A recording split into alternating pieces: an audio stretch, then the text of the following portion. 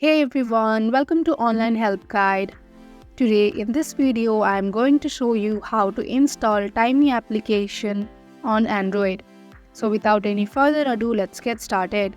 First of all, open your Google Play Store.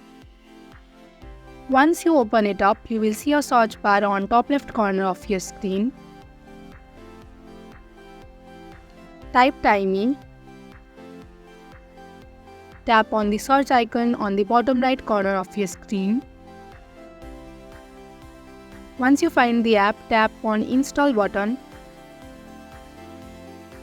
Wait for the installation.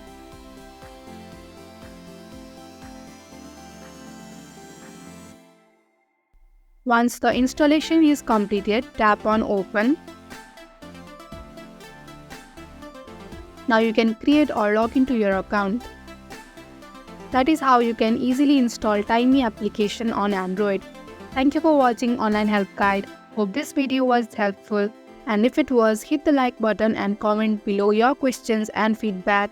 Also, if you are new to our channel, subscribe and hit the bell icon so that you do not miss our upcoming videos.